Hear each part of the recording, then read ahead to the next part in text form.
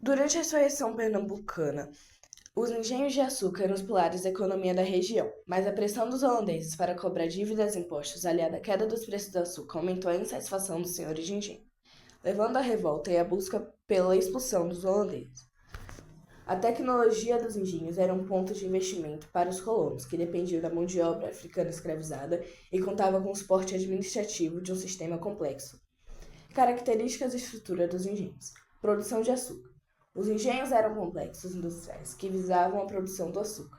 A atividade era a base da economia na região. Tecnologia. A tecnologia dos engenhos era um ponto-chave, com inovação vindo de diversos processos e equipamentos.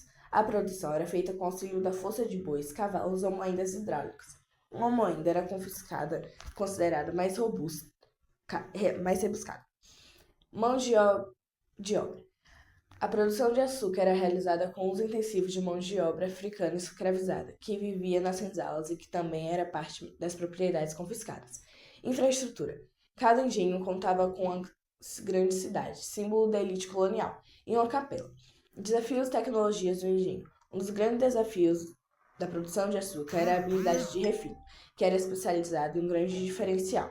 O impacto da insurreição pernambucana na economia dos engenhos. Crise econômica. A crise do açúcar causada pela queda de seu preço no mercado europeu afetou diretamente o sustento dos engenhos e dos colonos.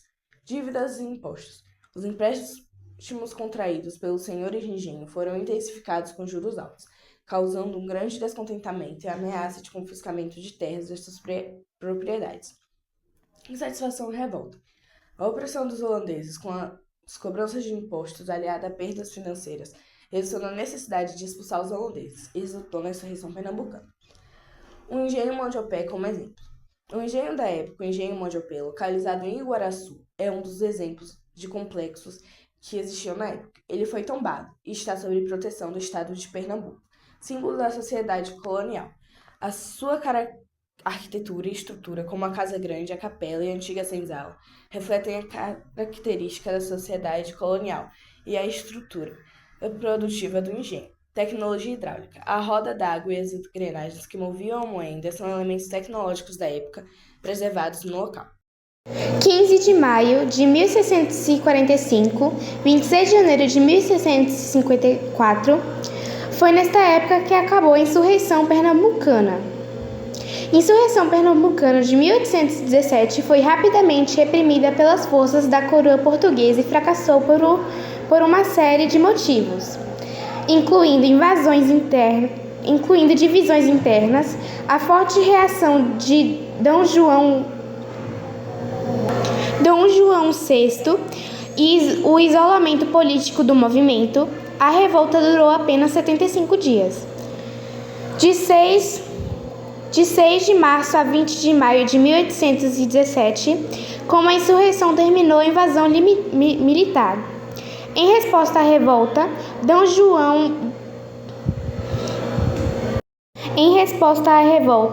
João VI enviou uma forte força militar para cercar e invadir Recife, a capital do movimento. Derrota e rendição. Com a repressão da corte, o movimento enfraqueceu e se desintegrou. Os líderes se renderam às tropas reais no dia 20 de maio de 1817. Punição dos líderes. Os líderes capturados foram brutalmente punidos e executados, muitos enforcados, esquartejados e com seus corpos expostos em público, como uma forma de intimidação da coroa portuguesa. Retaliação contra a província. A coroa impôs medidas punitivas contra Pernambuco, como o desmembramento do seu território para criar a província de Alagoas, que permaneceu leal a Portugal durante a rebelião, porque a insurreição acabou divergências internas. Os revolucionários tinham diferentes visões sobre o futuro, o que levou ao desentendimento e enfraqueceu a união do movimento. A falta de consenso facilitou a repressão pelas tropas portuguesas. Repressão violenta da coroa. A resposta imediata e brutal de D. João VI foi um fator determinante. Ele enviou tropas que rapidamente dominaram o movimento, deixando claro que qualquer tentativa de rebelião seria esmagada. Isolamento do movimento. Apesar de ter espalhado a ideia de revolução para províncias vizinhas, Paraíba, Rio Grande do Norte e Ceará, o movimento não conseguiu garantir apoio externo consistente nem manter o controle sobre todas as áreas rebeladas, que foram retomadas pelas forças reais. Insurreição Pernambucana, 1645 a 1654. Ocorreu devido à insatisfação dos colonos luso-brasileiros com o domínio holandês, que se intensificou com a cobrança de dívidas e a queda do preço do açúcar, a restauração portuguesa e a crise econômica. Esses movimentos resultou na expulsão dos holandeses do Nordeste brasileiro após a Batalha de Guarapés e a ajuda de Portugal. Causa e ressurreição pernambucana. Crise do açúcar. A produção de açúcar, base da economia colonial, entrou em crise com a concorrência das Antilhas e a queda do preço no mercado europeu. Cobrança de dívidas. A Companhia Holandesa das Índias Ocidentais, em dificuldades financeiras, passou a cobrar os empréstimos e os juros dos senhores do engenho inadimplentes, levando à perda de prioridades. Restauração portuguesa. A libertação de Portugal do domínio espanhol em 1640 e a continuação da guerra contra os Países Baixos, Holanda, criaram um ambiente de conflito entre colonos e ocupantes holandeses. Falta de suporte da coroa holandesa. A Holanda estava sobrecarregada com a Guerra dos 30 Anos e a guerra contra a Inglaterra, desviando recursos que poderiam apoiar a expansão holandesa na América. Resistência luso-brasileira. Os colonos luso-brasileiros, liderados por figuras como Henrique Dias e Felipe Camarão, e a ajuda de externa da Inglaterra.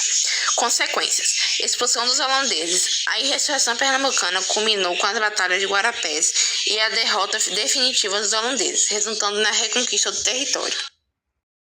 Os líderes principais da insurreição pernambucana em 1645 e 1654 foram André Vidal de Negreiro, João Fernandes Vieira, Henrique Dias e Felipe Camarão, que atuaram na luta contra o domínio holandês no Brasil, especialmente nas batalhas dos Guararapes. Vieira era um grande proprietário de terra-dias, liderava a Força Negra. Camarão comandava os indígenas e Vidal de Negreiro era um militar. Principais líderes e seus papéis. João Fernandes Vieira, um dos principais líderes militares e um grande proprietário de terra em Pernambuco. Ele comandou as tropas luso-brasileiras. André Vidal de Negreiro, militar que teve papel fundado nas batalhas decisivas contra os holandeses, especialmente nas batalhas dos Guararapes. Henrique Dias, um homem negro líder de um batalhão de negros que teve participação crucial na resistência contra os invasores, como visto na defesa dos montes dos Guararapes. Felipe Camarão, líder indígena que comandou os grupos de indígenas que lutaram ao lado das tropas luso-brasileiras, demonstrando a união de diferentes grupos na luta contra os holandeses. Onde entraram na luta? Batalhão dos Montes de Itabuca, em 1645. Foi um dos primeiros enfrentamentos importantes, onde João Fernandes Vieira liderou as forças luso-brasileiras contra os holandeses. Batalhas dos Guararapes, em 1648 e 1649. Ocorreu em Jaboatão dos Guararapes e foi a batalha mais decisiva da insurreição. Os 4 líderes tiveram participação ativa, resultando na expulsão dos holandeses, com a primeira batalha em 19 de abril de 1648 e a segunda de 16 de fevereiro de 1649. A insurreição pernambucana foi um movimento local que mobilizou diversos grupos na sociedade pernambucana, incluindo senhores de engenho México e pessoas negras indígenas que contra a administração holandesa.